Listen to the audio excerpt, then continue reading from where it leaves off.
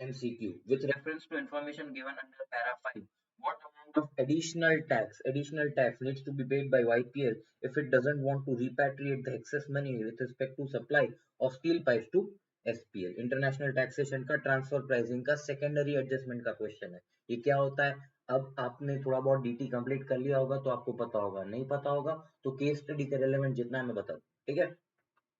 दूसरा, with reference to information given in para 1, whether any formalities would have to be complied by YPL with respect to appointment of Mrs. Sunita as director in SPL? देखते हैं। With reference to information given in para 2, how much balance in electronic credit ledger would have been available with YPL after discharging its GST liability for May month for which Mr. Kailash was consulted? ठीक है। With reference to information given under para 3, till what time period SKT had to made an application for renewal of its certificate so that it might be accepted, and the application should have been accompanied with what amount of fees? ये law का FCRA का question है, मतलब economic law का FCRA जो chapter आता है उसका क्वेश्चन है। अच्छा, इकोनॉमिक लॉ पहली बार देखने को मिल रहा है, 11 से 15 में ज्यादा नहीं है, ठीक है। इकोनॉमिक लॉ ऑलमोस्ट पहली बार देखने मिल रहा है। With reference to information given under para 4, what should be the amount of value of supply of machinery supplied by Dusham Limited to IPL? ठीक है, value of supply मतलब IDT का question. Descriptive. With reference to accounting estimates given under para 2 that might give rise to significant risk, what Mr. Kailash should have evaluated in addition to performing substantive procedures as per SAE 330 audit का question, ठीक है। With reference to information given under para 2, what kind of factors might be that would have indicated existence of certain transactions entered into YPL for which Mr. Kailash was required to lower his materiality? Audit ka question hai. With reference to information given under para 4, show the statement of profit and loss and balance sheet extracts with respect to grant received by YPL for the first year under both methods under in as per Ind AS 20 government grant का FR का easy question. तो DT, IDT, थोड़ा बहुत law, थोड़ा बहुत FR, simple सी case study है। Paragraph wise information दी है। जब पैराग्राफ वाइज इंफॉर्मेशन दे रखी है तब आपके लिए वो केक वॉक हो गई, बिकॉज एक पैराग्राफ उसका एक क्वेश्चन उसी में कहीं ना कहीं आंसर छुपा होगा, ठीक है। तो जब paragraph wise answer paragraph wise case study दी है तो आपको बहुत ज्यादा इजी हो जाता है। अच्छा, हाँ, ठीक है। Paragraph 1. Yantra Pedasu Limited is an unlisted public company incorporated since 2005, engaged in steel business with 9 directors on its board. अच्छा, ये 9 directors वाली information कुछ काम की नहीं है, क्यों? Required part पढ़ लिया, directors के related कोई question था नहीं, है ना। एक था वो appointment का था, वो आगे आएगा। 9 directors information कुछ काम की नहीं है। There is a company in Singapore named SYDPTE Limited, in which it acquired 54% stake during FY 22-23 and thereby it became its first subsidiary company. मतलब YPL ने SPL में 54% stake acquire किया और उसकी एकमात्र subsidiary बन गई, only subsidiary बन गई 54%, ठीक है। Mr. Sunil Verma has been appointed for the second consecutive term of 5 years as MD of YPL. मतलब इसका जो MD है वो है सुनील वर्मा, ठीक है। He has a daughter named Mrs. Sunita who is resident in Singapore. मतलब इसकी बेटी है जो सिंगापुर में रहती है, Sunita, since last 6 years and she was appointed as director in SPL. मतलब होल्डिंग के डायरेक्टर के रिलेटिव को सब्सिडियरी में डायरेक्टर बना दिया। होल्डिंग के डायरेक्टर के रिलेटिव को सब्सिडियरी में क्या बना दिया सर? डायरेक्टर बना दिया। During FY 23-24 at a monthly remuneration of Singapore dollar 60,000 equivalent to 3 lakh rupees. ठीक है, information है, okay. Para 2. For FY 23-24, YPL appointed Chappan and Company, wow, as its statutory auditors in place of its previous auditors. All the formalities prescribed by Section 139 and 140 of the Companies Act 2013 were complied by YPL in relation to such appointment. Also, Chappan and Company made a written communication via a registered post acknowledgement due to the previous auditor for before accepting such engagement. ठीक है। CA Kailash Chappan, one of the senior partners of the firm, was appointed as the engagement partner by Chappan and Company for the audit assignment of YPL. ठीक है। While conducting the audit of YPL, CA Kailash observed that there were certain accounting estimates made in relation to certain items of the financial statements that might give rise to significant risk, and thereby he performed substantive procedures in accordance with SA 330 auditor's response to assessed risk. अच्छा, accounting estimates के लिए एक दूसरा पूरा standard दिया हुआ है। Question क्या नीचे था कि ऑडिटर को 330 के अलावा क्या क्या कंसिडर करना चाहिए था। तो अकाउंटिंग एस्टिमेट्स का जो स्टैंडर्ड है उसका डायरेक्ट क्वेश्चन है। बात समझ में आई? 330 तो general response to assessed risk है, लेकिन जो अकाउंटिंग एस्टिमेट है उसके लिए तो अलग स्टैंडर्ड दिया हुआ है। तो इसके अलावा उस स्टैंडर्ड में जो प्रोसीजर दी है वो भी करनी पड़ेगी, है ना। तो उसका क्वेश्चन है, उसका डायरेक्ट क्वेश्चन है, ठीक है। आंसर हम डिस्कस करेंगे, ये तो जस्ट मैं बता रहा था। Further, CA Kailash determined that there were certain factors that indicated the existence of certain transactions entered into by YPL for which misstatements of lesser amounts than materiality for the financial statement as a whole could reasonably be expected to influence the economic decision of the users taken on the basis of the financial statements, and accordingly, CA Kailash lowered his materiality level determined for such transactions. देखो 3 level की materiality होती है। एक overall materiality जो financial statement as a whole पे लगती है, फिर एक होती है परफॉर्मेंस मटेरियलिटी जो एक फाइनेंशियल स्टेटमेंट की लाइन आइटम पे लगती है। तो ये पूरे फाइनेंशियल स्टेटमेंट पे, ये फॉर एग्जांपल रेवेन्यू पे, ये सपोज है 1 करोड़, तो ये होगी फॉर एग्जांपल 20 लाख। और एक होती है ट्रांजैक्शन लेवल की मटेरियलिटी जो एक इंडिविजुअल ट्रांजैक्शन पे लगती है, एक इंडिविजुअल ट्रांजैक्शन पे, फॉर एग्जांपल रेवेन्यू के एक वाउचर पे, ठीक है। और ये बहुत लो लेवल की होती है। फॉर एग्जांपल 20 लाख है तो ये फॉर एग्जांपल 10,000 हो सकती है, 25,000 हो सकती है, कुछ भी हो सकती है। तो मटेरियलिटी बिल्डअप होती है सबसे पहले ट्रांजैक्शन लेवल पे, फिर एक फाइनेंशियल स्टेटमेंट लेवल पे, सॉरी फाइनेंशियल स्टेटमेंट की लाइन आइटम लेवल पे, और एक फाइनेंशियल लेवल पे, ठीक है। 3 लेवल की मटेरियलिटी होती है। ज्ञान की बात थी, ठीक है। लेना है तो लो ना, लेना है तो लो, वरना जाने दो। लो लो लो लो। सर ये क्या था, sorry. Apart from conducting the audit assignment, Mr. Kailash also used to solve the concerns raised by the accountant of YPL with respect to GST and income tax matters.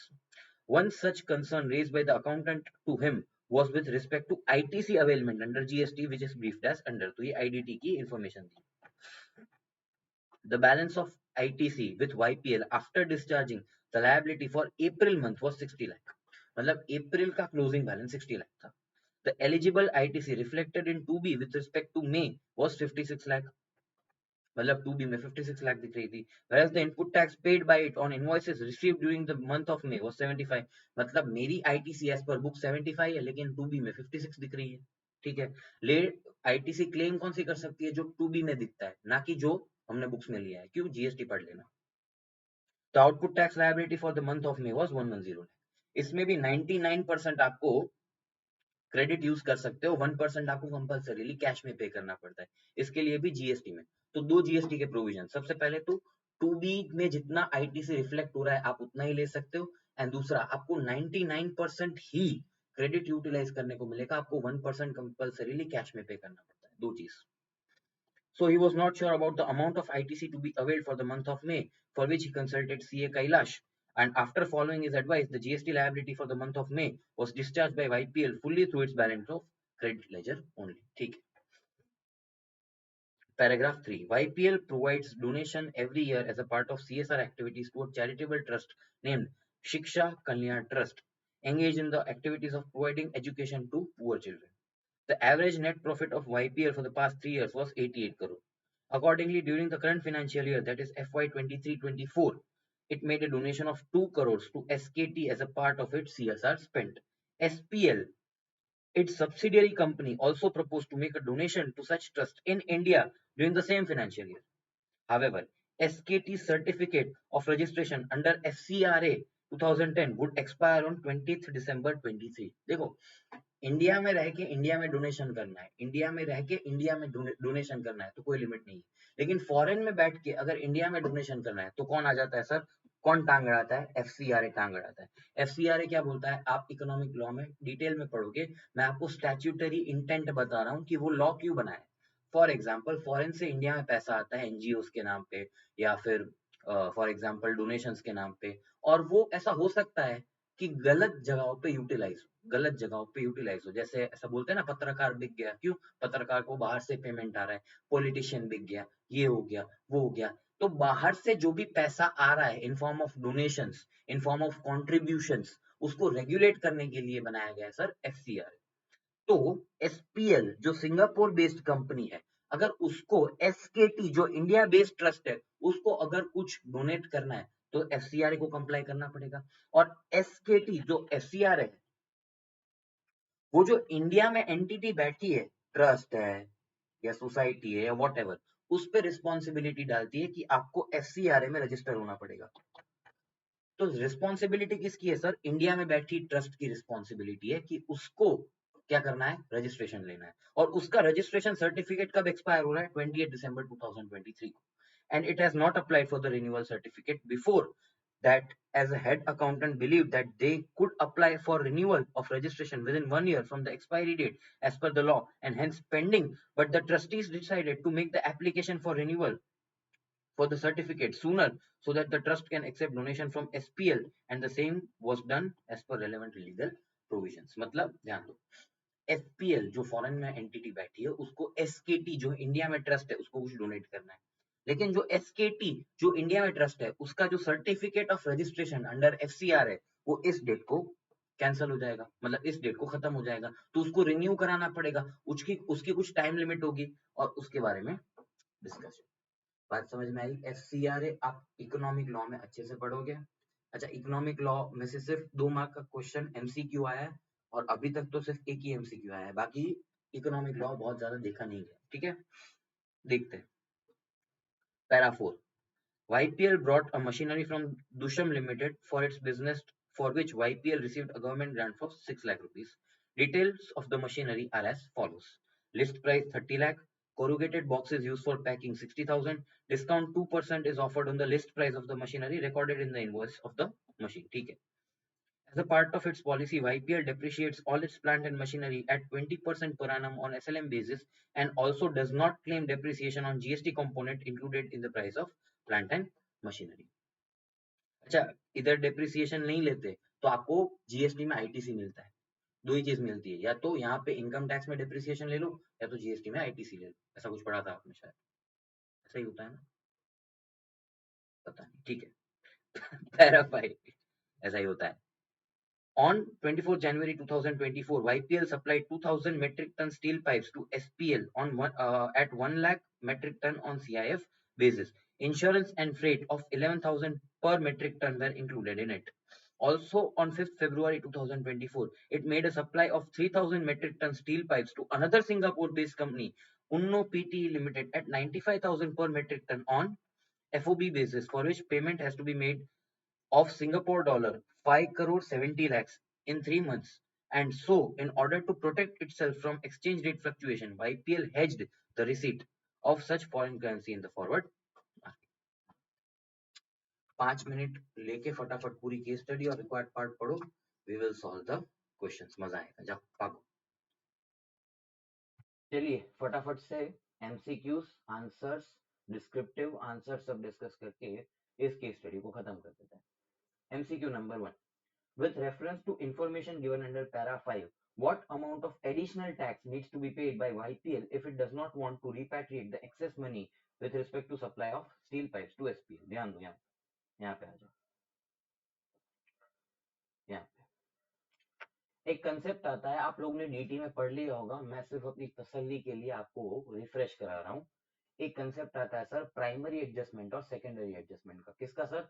Primary adjustment और secondary adjustment का। For example कोई entity है suppose ए limited, ठीक है, उसकी कोई related entity है B limited, ये रिलेटेड एंटिटी है, और ये सी है, वो अनरिलेटेड एंटिटी है। ठीक है, ठीक है सर, मैंने बी को सेल किया और ये फॉरेन में, ठीक है, फॉर एग्जांपल श्रीलंका में, और ये इंडिया में, और ये भी श्रीलंका में, ठीक है। अब मैंने उसको कुछ सेल किया 100 रुपीज पे, 100 रुपीज पे, 100 रुपीज पर यूनिट या पर पीस या whatever, we are just discussing the gist, ठीक है। लेकिन लेकिन मैंने जो सी को सेल किया अनरिलेटेड एंटिटी को, वो सपोज फॉर एग्जांपल 125 में किया, फॉर एग्जांपल, ठीक है, तो क्या मैं कह सकता हूं कि मैंने अपनी रिलेटेड एंटिटी को फेवर किए बाय चार्जिंग 100 इंस्टेड ऑफ 125? क्या मैं ये कह सकता हूं कि जो मार्केट प्राइस है या अनटेंटेड प्राइस है या अनइन्फ्लुएंस्ड प्राइस है। कौन सा इन्फ्लुएंस सर? ये रिलेशनशिप का जो इन्फ्लुएंस है उससे बाहर की प्राइस है 125। तो क्या मैं ये बोल सकता हूँ 125 में आर्म्स लेंथ प्राइस? क्यों? एक अनरिलेटेड ट्रांजैक्शन में उस प्राइस से ट्रांजैक्शन को एग्जीक्यूट किया गया और जहां पे रिलेटेड पार्टी आई वहां पे सेल प्राइस कम हो गया। ठीक है, तो क्या मैं ये बोल सकता हूँ 125 my arms length price? Sir correct. अब मैं ये बोल सकता हूँ तो इनकम टैक्स ऑफिसर भी बोल सकता है। तो इनकम टैक्स ऑफिसर ने ए लिमिटेड को पकड़ लिया, बोला कि तू नॉर्मल कस्टमर को 125 पे बेचता है और अपनी रिलेटेड एंटिटी को 100 पे बेचता है। ए बोला मेरी मर्जी। तो इनकम टैक्स ऑफिसर बोला अच्छा ठीक है तेरी मर्जी, ठीक है, हम टैक्स 125 पे लगाएंगे। मतलब तेरा जो रेवेन्यू है, रेवेन्यू उसको 100 ना मान के 125 मानेंगे, हमारी मर्जी। ए लिमिटेड बोला ठीक है कर लेते को जो करना है, मेरे पास बहुत पैसा है, मैं 125 गिन के टैक्स पे कर दूंगा। तो टैक्स ऑफिसर को और गुस्सा आया, वो बोला एक काम कर, ये 100 और 125 का जो डिफरेंस है कितना है? 25 रुपीज। तूने अपनी रिलेटेड एंटिटी से 25 रुपीज कम चार्ज किए। ये बोला हाँ ठीक है किए, क्या कर लेगा? टैक्स ऑफिसर बोला कि ये जो 25 रुपीज है ये ऐसा माना जाएगा कि ए ने बी को लोन दिया है। क्या? ए ने बी को लोन दिया है। ए ने बी को क्या दिया है सर? लोन दिया है। कितना? 25 रुपए का। तो ए लिमिटेड बोला ऐसे कैसे? तो टैक्स ऑफिसर बोला एक काम कर, या तो इस 25 रुपीज को तू इंडिया वापस लेके आ। सर किससे? या तो बी लिमिटेड से या तो किसी भी ग्रुप की किसी भी एंटिटी से।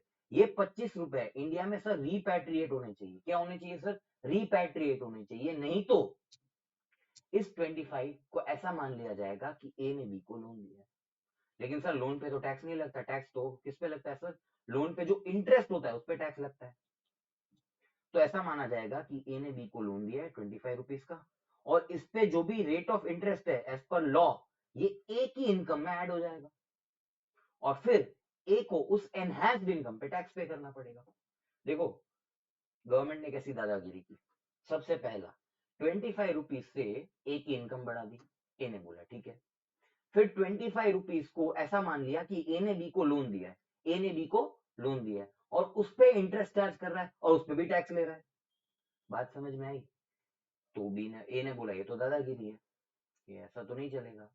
और इंटरेस्ट कब तक लोगे? जब तक ये 25 इंडिया वापस नहीं आ जाता। तो मैं तो जिंदगी भर ये 25 वापस इंडिया नहीं ला पाऊंगा। क्यों? बी क्यों मेरे को एक्सेस पे करेगा भाई? उसने वो ट्रांजेक्शन 100 पे किया था, और कोई ग्रुप एंटिटी भी इंडिया में क्यों 25 रुपए रिपैट्रिएट करेगी?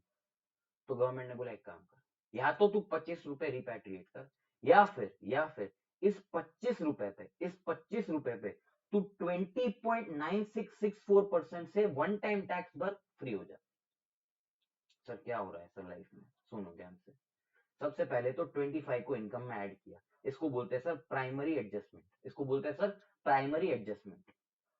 फिर इस 25 को लोन ट्रीट किया प्लस उस पर इंटरेस्ट चार्ज किया, इसको बोलते हैं सर सेकेंडरी एडजस्टमेंट। इसको क्या बोलते हैं सर? Secondary adjustment. फिर इस इंटरेस्ट को एक ही इनकम में ऐड कर दिया, उस पर टैक्स लिया। लेकिन सर ए रोने लगा कि भाई इतना टैक्स तो मैं कैसे पे करूंगा इंटरेस्ट इनकम पे, और ये लाइफ टाइम में टैक्स पे करता रहूंगा क्या? क्योंकि एक्चुअल तो कुछ इंटरेस्ट है नहीं, लोन को सिर्फ ट्रीट किया है। तो गवर्नमेंट ने ए को बोला एक काम कर, तू 25 रुपए पे 20.9664% से टैक्स पे कर और फ्री हो जा, और फ्री हो जा। क्वेश्चन इतना ही है कि एडिशनल टैक्स कितना पे करना पड़ेगा, किसको? वाईपीएल को, ताकि वो फ्री हो जाए। किस ट्रांजैक्शन से? इस ट्रांजैक्शन से, सेकेंडरी एडजस्टमेंट से। तो सीन क्या था मैं यहाँ पे समझा रहा हूँ। वाईपीएल एसपीएल का होल्डिंग कंपनी है, इसको 2000 मेट्रिक टन सेल किया at 1 lakh metric ton, 1 lakh per metric ton, ठीक है, प्लस इंश्योरेंस और फ्रेट ऐड कर दी। बात समझ में आई? लेकिन दूसरी कंपनी को, सिंगापुर बेस्ड कंपनी, दूसरी कंपनी जो रिलेटेड नहीं है, ये सिंगापुर बेस्ड कंपनी है, ये है अनरिलेटेड, उसको 95,000 पर मेट्रिक टन पे बेचा, उसको 95,000 पर मेट्रिक टन पे बेचा। बात समझ में आई? तो अब ध्यान दो, आर्म लेंथ प्राइस क्या हुई? आर्म लेंथ प्राइस इस ट्रांजैक्शन की, arm length price arm length price क्या होगी, एक मिनट, सॉरी, हाँ, आर्म लेंथ प्राइस क्या आएगी, ध्यान दो सर, मैंने अनरिलेटेड एंटिटी को कितने में बेचा था, 95,000 में, और टर्म्स क्या थी, टर्म्स पे ध्यान देना, टर्म्स क्या थी, यहाँ पे 1 lakh cost insurance freight basis पे बेचा था, जिसमें 11,000 एडेड था, लेकिन 95,000 वाज एफओबी, 95,000 वाज एफओबी, तो जो रिलेटेड पार्टी को मैंने सेल किया, रिलेटेड पार्टी को, वो सीआईएफ बेसिस पे किया, और अनरिलेटेड पार्टी को सेल किया, वो एफओबी बेसिस पे सेल किया, तो मुझे अगर दोनों को इक्वेट करना है तो एफओबी को सीआईएफ में कन्वर्ट करना पड़ेगा, जहां पे मुझे इंश्योरेंस और फ्रेट को लोड करना पड़ेगा, बात समझ में आ रही है। तो आर्म लेंथ प्राइस क्या बनेगा, जो अनरिलेटेड पार्टी को कितने में बेचा था सर, 95,000 पे, प्लस उसमें इंश्योरेंस या तो फ्रेट को लोड करना पड़ेगा, तो मेरी आर्म लेंथ प्राइस क्या आएगी, 1,06,000, लेकिन मैंने सेल एक्चुअल कितने पे किया था सर, 1 लाख पे, तो कितना आर्म लेंथ प्राइस का डेफिसिट है सर, 6,000 पर मेट्रिक टन का, कितने मेट्रिक टन बेचे थे, 2,000, तो कितने का डेफिसिट आया, 1.2 करोड़ का, 1.2 करोड़ का, मतलब arm length price minus actual price कितना है सर, 1.2 करोड़। वापस से आर्म लेंथ प्राइस कैसे आया, जो अनटेंटेड प्राइस था, जो अनरिलेटेड प्राइस था, उसको 95,000 ले लिया, लेकिन सर वो एफओबी बेसिस पे था, मुझे सीआईएफ पे कन्वर्ट करना है, तो मैंने क्या किया, 11,000 को ऐड कर दिया, तो मेरी आर्म लेंथ प्राइस क्या आई, 1,06,000, लेकिन मेरी एक्चुअल प्राइस क्या थी, 1 लाख, तो मैंने सेल वाला एग्जांपल दिया था, सेल कम पे किया, कितने कम पे किया, 6,000 पे, कितने मेट्रिक टन, 2,000, तो टोटल अमाउंट कितना आया, 1.2 करोड़। अच्छा, एक कंडीशन है, ये सेकेंडरी एडजस्टमेंट तो ही होगा जो प्राइमरी एडजस्टमेंट मेरा 1 करोड़ से ज्यादा का है, प्राइमरी एडजस्टमेंट मेरा कितना है सर, 1 करोड़ से ज्यादा, यहाँ पे no secondary adjustment if primary adjustment is less than और इक्वल टू 1 करोड़, तो 1.2 करोड़ है, ग्रेटर देन 1 करोड़, तो सेकेंडरी एडजस्टमेंट आएगा कितना, 0.2 या पूरा पूरा, तो tax to be paid is 1.2 crore का 20.9664%, विच कम्स टू 2515970। बात समझ में आई, क्या हुआ, मैंने सबसे पहले आपको प्राइमरी और सेकेंडरी एडजस्टमेंट समझाया, ठीक है, जो एग्जाम्पल मैंने दिया था उसमें 25 रुपए थे, वही एग्जाम्पल मैंने अगर कंटिन्यू किया तो यहाँ पे 1.2 करोड़ हो गया, 25 रुपए पे 20.9664, तो 1.2 करोड़ पे 20.9664 भरना पड़ेगा। बात समझ में आई, ये आप डीटी में अच्छे से पढ़ोगे, मैंने तो आपको कंसेप्ट का जिस्ट दिया है, जिस्ट भी बहुत लंबा दे दिया, बट ठीक है, बात समझ आई। तो पहला सॉल्यूशन है 2515970, दूसरा एमसीक्यू है, तो ध्यान दो यहाँ पे, with reference to information given under para 1, whether any formalities would have been complied by YPL with respect to appointment of Mrs. Sunita as a director in SP। दूसरा ज्ञान चालू हो रहा है, एक ज्ञान खत्म हुआ, दूसरा ज्ञान चालू हो रहा है, ध्यान दो। YPL का डायरेक्टर कौन है, सुनील वर्मा, उसकी बेटी सुनीता को YPL की सब्सिडरी में एज अ डायरेक्टर अपॉइंट किया है, और रेम्यूनरेशन क्या है, 3 लाख पर मंथ। एक सेक्शन होती है कंपनीज एक्ट में, सेक्शन 188, जो रिलेटेड पार्टी ट्रांजैक्शंस को कंट्रोल करती है, रिलेटेड पार्टी ट्रांजैक्शंस को क्या करती है सर, कंट्रोल करती है। ये सेक्शन 3 चीजें बोलती है, रिलेटेड पार्टी किसको मानेंगे, रिलेटेड पार्टी ट्रांजैक्शन किसको मानेंगे, और फिर अप्रूवल मैकेनिज्म। सबसे पहले रिलेटेड पार्टी कौन कौन है, फिर कौन से ट्रांजैक्शन को हम रिलेटेड पार्टी ट्रांजैक्शन मानेंगे, मतलब कौन से ट्रांजैक्शंस को हम कंट्रोल करना चाहते हैं, और फिर तीसरा अप्रूवल मैकेनिज्म। अच्छा, 188 में एक क्लॉज बोलता है रिलेटेड पार्टी कौन होगी, डायरेक्टर या उसका रिलेटिव, मेरा रिलेटेड पार्टी होगा, डायरेक्टर या उसका रिलेटिव मेरा रिलेटेड पार्टी होगा, मेरा मतलब कंपनी का। अच्छा, रिलेटिव की डेफिनेशन में डॉटर इंक्लूडेड है, मतलब वाईपीएल के लिए डायरेक्टर की डॉटर रिलेटिव, तो पहला स्टेप खत्म हुआ, वाईपीएल के लिए डायरेक्टर की डॉटर रिलेटिव, पहला स्टेप खत्म हुआ। दूसरा step, related party transactions, related party transactions में एक क्लॉज आता है, appointment, appointment to any office और place of profit of company subsidiary और एसोसिएटेड, मतलब ध्यान दो, रिलेटेड पार्टी ट्रांजैक्शंस में बहुत बड़ी लिस्ट दी है, सेल परचेज ब्ला ब्ला ब्ला, उसमें एक ऐसा क्लॉज है कि अगर कंपनी कोई भी रिलेटेड पार्टी को अपॉइंट करना चाहती है, कहां पे? ऑफिस या प्लेस ऑफ प्रॉफिट, ऑफिस या प्लेस ऑफ प्रॉफिट, किस चीज का? खुद का, सब्सिडियरी का, एसोसिएट का? कंफ्यूजिंग है? वापस बोल रहा हूं, कंपनी कंपनी एक रिलेटेड पार्टी को अपॉइंट करना चाहती है, कहां पे? ऑफिस या प्लेस ऑफ प्रॉफिट, किसके? खुद के, सब्सिडियरी के या एसोसिएट के। तो उसको हम रिलेटेड पार्टी ट्रांजैक्शन मानेंगे। मतलब डायरेक्टर की डॉटर जो रिलेटेड पार्टी है वो इस ट्रांजैक्शन में कवर हो गई। क्यों? सब्सिडियरी का डायरेक्टर बनाना है, तो सब्सिडियरी में प्लेस ऑफ प्रॉफिट हुई या तो ऑफिस होगी, जो भी मान लो, दोनों का डेफिनेशन है, अपने लिए रेलेवेंट नहीं है। तो डायरेक्टर की बेटी को अगर मैं अपॉइंटमेंट करना चाहता हूं सब्सिडियरी के डायरेक्टर में, तो ये दोनों क्लॉज में वो फॉल हो गए। तो स्टेप 1 क्या था कि आइडेंटिफाई करना कि क्या डायरेक्टर की डॉटर रिलेटिव है। दूसरा, क्या इस ट्रांजैक्शन को, रिलेटेड पार्टी ट्रांजैक्शन का सेक्शन गवर्न कर रहा है। तो अब अप्रूवल मैकेनिज्म क्या है? तो 3 अप्रूवल मैकेनिज्म कंपनीज एक्ट ने बोले। सबसे पहले बोर्ड अप्रूवल, दूसरा ऑर्डिनरी रेजोल्यूशन, तीसरा स्पेशल रेजोल्यूशन। तीनों ऐसा चलते हैं कि नॉर्मल ट्रांजैक्शंस में बोर्ड अप्रूवल, थोड़ा गंभीर ट्रांजैक्शन हो तो ऑर्डिनरी रेजोल्यूशन, और गंभीर ट्रांजैक्शन हो तो स्पेशल रेजोल्यूशन। सर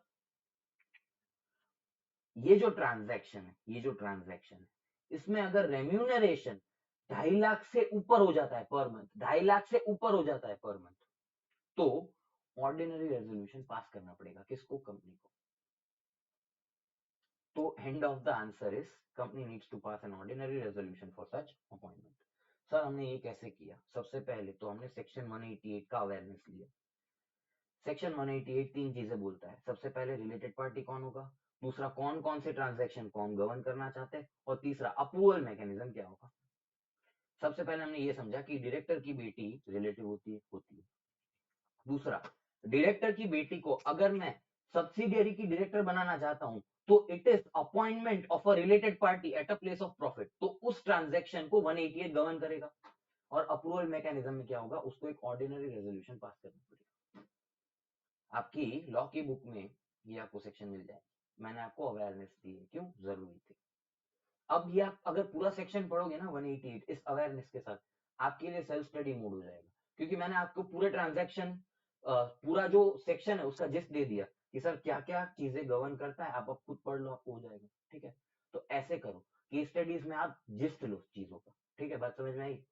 तो सर ऑर्डिनरी रेजोल्यूशन पास करना पड़ेगा। कौन सा ऑप्शन है सर यहाँ पे?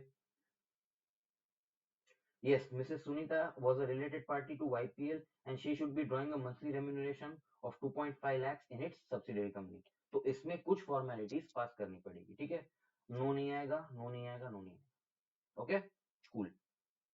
With reference to information given under para 2, how much balance in electronic credit ledger would have been available with YPL after discharging GST liability for the May month for which Kailash was consulted? ध्यान दो। देखो opening balance 60 lakh थी, बात समझ में आई। Eligible ITC क्या है? जितना मैंने टैक्स पे किया या तो 2B में जितना रिफ्लेक्ट हो रहा है विचएवर इज लोअर, तो 56 मुझे एलिजिबल मिलेगा। तो टोटल एलिजिबल आईटीसी मेरी 116 लाख है, जिसमें से output tax payable through ITC कितना है सर? 110 का 99%। क्यों? 1% तो मुझे कैश में पे करना पड़ेगा। तो सर 108.9 ही में यूटिलाइज कर सकता हूँ आईटीसी, तो बचेगी कितनी? 7.1। सिंपल था। ओपनिंग 60, मुझे मिलेगा कितना सर? 75 मिलेगा, 56 मिलेगा? 75 में नहीं मिलेगा, 56 मिलेगा। और सर मैं पूरा 110 जो है, वो क्या क्रेडिट यूटिलाइज करके पे कर सकता हूँ? नहीं, 1% मुझे कैश में पे करना पड़ेगा। तो क्रेडिट यूटिलाइज करके कितना पे कर सकता हूँ? 108.9, तो बचेगा कितना? 7.1। ये लो, बाकी सब गलत। बात समझ आई? With reference to information given under para 3, till what time period SKT, जो ट्रस्ट है, had to make an application for renewal of its certificate so that it might be accepted, and the application should have been accompanied with what amount of fees? ध्यान दो, timeline का question है। मैंने आपको gist बता दिया section का, sorry law का जिस्ट बता दिया कि भाई लॉ क्यों है। अब जो ट्रस्ट है उसके ऊपर रिस्पॉन्सिबिलिटी क्या है? क्या एफसीआर में सर्टिफिकेशन लेने की या रजिस्ट्रेशन लेने की क्या टाइम लिमिट होती है? तो सर अपॉइंट जो एप्लीकेशन है, फ्रेश एप्लीकेशन, उसकी कुछ टाइम लिमिट होगी। हम बात कर रहे हैं रिन्यूअल की। तो रिन्यूअल अगर करवाना है तो क्या टाइम लिमिट होगी sir? 6 months before the expiry of certificate, 6 months before the expiry of certificate. और फी क्या है सर? 5,000। तो जिस दिन सर्टिफिकेट एक्सपायर हो रहा है उससे 6 महीने के पहले के अंदर अंदर मुझे रिन्यूअल का एप्लीकेशन करना है 5,000 की फीस देके। इतना ही आंसर है। Such application needs to be made within 3 months, गलत। 31st March डेट दी है, गलत गलत। Needs to be made within 6 months before the date of expiry and total fees payable are 5,000। 1,500 गलत है, 6,500 भी गलत है। बात समझ आई? हो गया ये भी। With reference to information given under para 4, what will be the value of supply of the machinery supplied by Dushyam Limited on to YPL?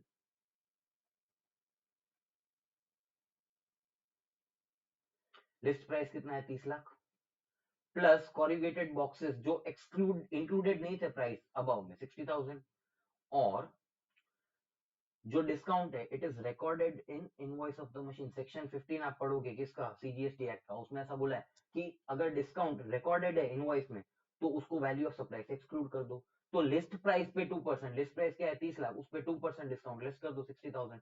तो 30 लाख था, 60 ऐड किया, 60 लेस किया, तो वैल्यू ऑफ सप्लाई क्या है? 30 lakh.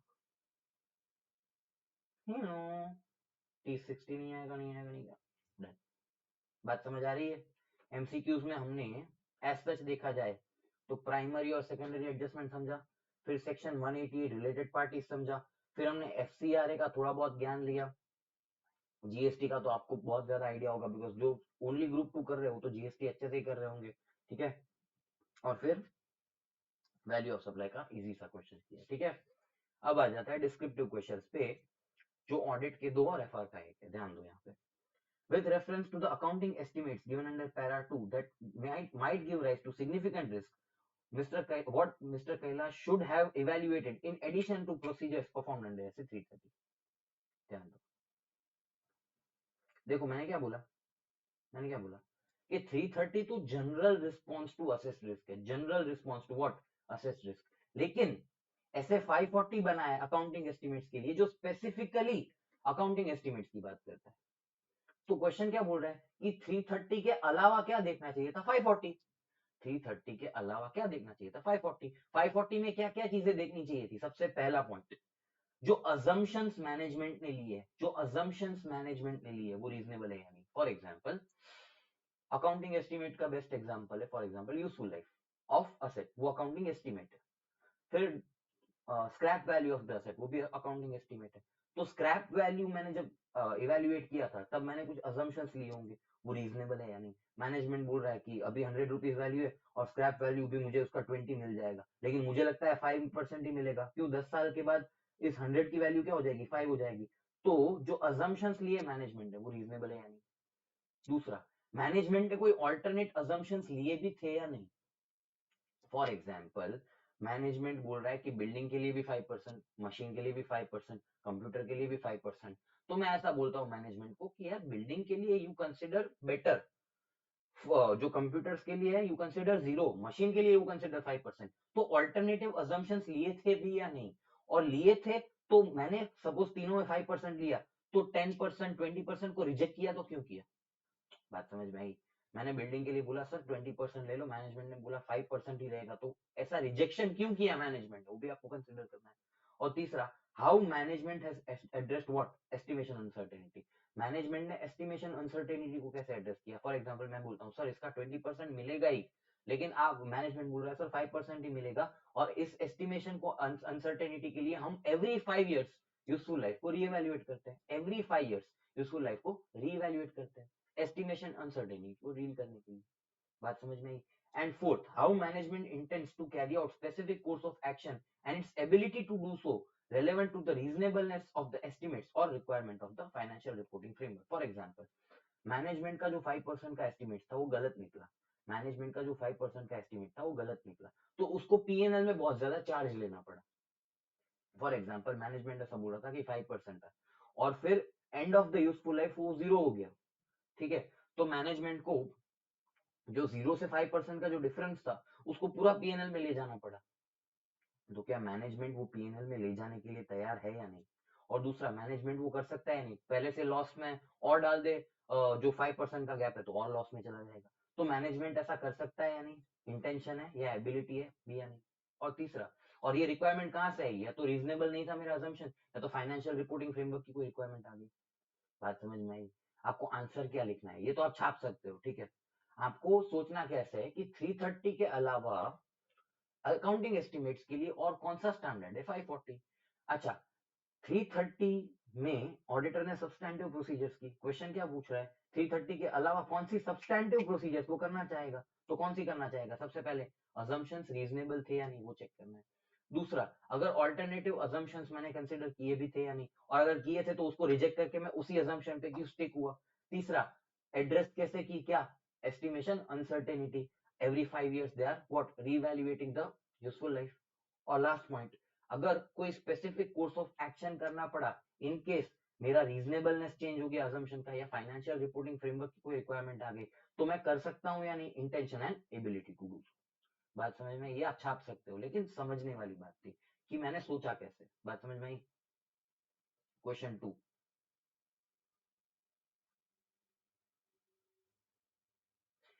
with reference to information given under para 2, what kind of factors might be there that would have indicated existence of certain transactions entered into by YPL for which Mr. Kailash was required to lower his materiality। मैंने 3 level of materiality बोले थे, ठीक है।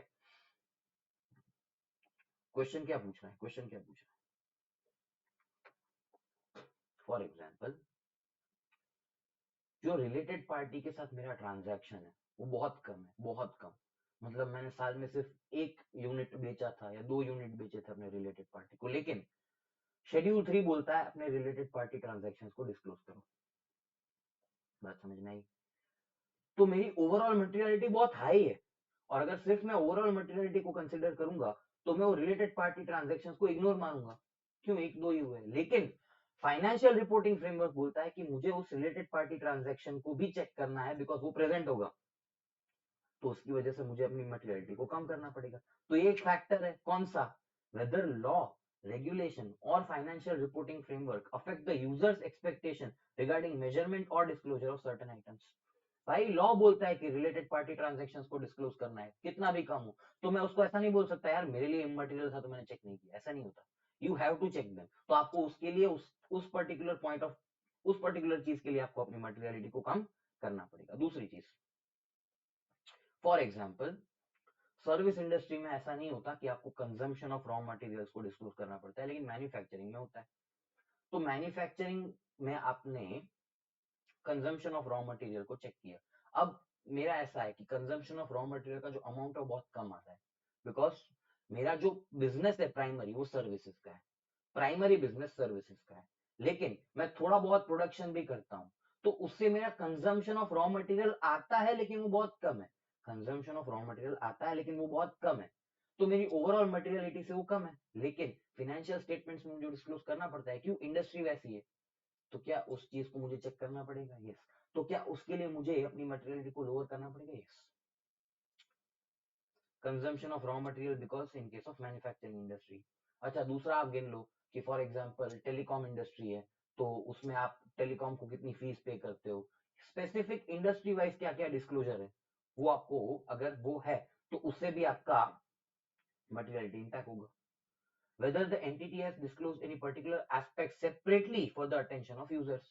Management खुद से कोई ऐसी information दे रहा है जो ओवरऑल मटेरियलिटी से कम है लेकिन यूजर्स के लिए सिग्निफिकेंट है। फॉर एग्जांपल कंपनी ने एक सब्सिडरी एक्वायर कर ली इस साल, कंपनी की सब्सिडरी एक्विजिशन है वो बहुत छोटा है, लेकिन यूजर्स के लिए वो सिग्निफिकेंट है, तो ओवरऑल मटेरियलिटी से कम है, लेकिन क्या उससे यूजर का जो डिसीजन है वो इम्पैक्ट होता है, यस। तो मुझे मटेरियलिटी को कम करना पड़ेगा, यस। तो कौन से ऐसे फैक्टर्स होते हैं जिससे ओवरऑल मटेरियलिटी से कम होने के बावजूद मुझे उन ट्रांजैक्शंस को चेक करना पड़ेगा, हेंस मुझे वो मटेरियलिटी को कम करना पड़ेगा। लॉ, रेगुलेशन या तो फाइनेंशियल रिपोर्टिंग फ्रेमवर्क बोलता है, इंडस्ट्री स्पेसिफिक कोई डिस्क्लोजर से, या तो फिर एंटिटी ने कुछ सामने से ऐसा डिस्क्लोज किया जो यूजर के लिए मटेरियल है। बात समझ में आई? तो ऐसे फैक्टर्स होने चाहिए, तो मुझे ट्रांजैक्शन जो, तो मुझे जो मटेरियलिटी है उसको कम करना पड़ेगा। बात समझ में आई? Last question, With reference to information given under para 4, show the statement of profit and loss and balance sheet extracts in respect of the grant received by YPL in the first year under both methods under Ind AS 20. ठीक है यार, फालतू question है, बहुत ही ज्यादा फालतू question है। यहाँ पे आ जाओ, gross approach, net approach. Ind AS 20 gross approach और नेट अप्रोच। ग्रॉस अप्रोच क्या बोलता है कि ग्रांट को अलग दिखाओ, असेट को अलग दिखाओ। नेट अप्रोच क्या बोलता है, ग्रांट में से असेट को, सॉरी, असेट में से ग्रांट को माइनस कर दो। तो अगर मैं ग्रॉस अप्रोच बता रहा हूँ तो मेरा जो मशीनरी है, ये क्या हो रहा है, एक मिनट,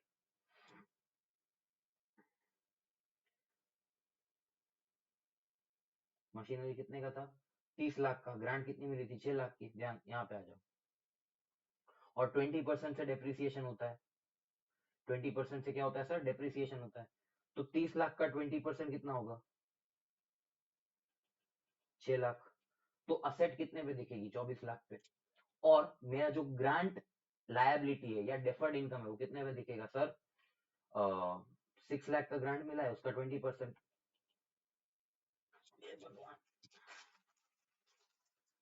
1.2 लाख। इतना मैं पीएनएल में चार्ज करूंगा और बचेगा कितना, 4.8 लाख, जिसको मैं करंट नॉन करंट में बाइफरकेट करूंगा। करंट कितना होगा, 1.2, और नॉन करंट 3.6।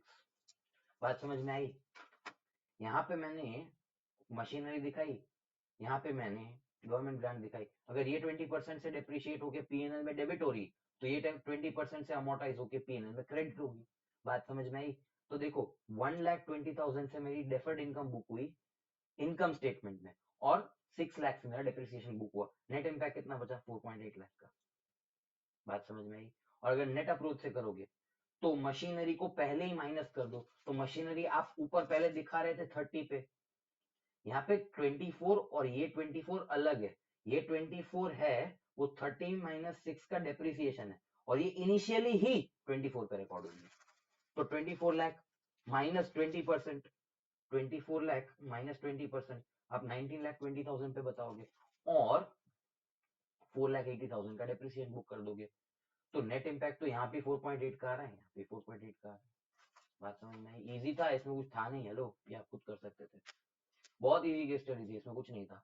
अब हम डिस्कस करेंगे इसके बाद के सेशन में स्टूडेंट्स जर्नल की केस स्टडी, उसके बाद 11 to 15। तब तक के लिए मिलते हैं, पढ़ते रहो। और क्या बोलना था मैं भूल गया। Good night.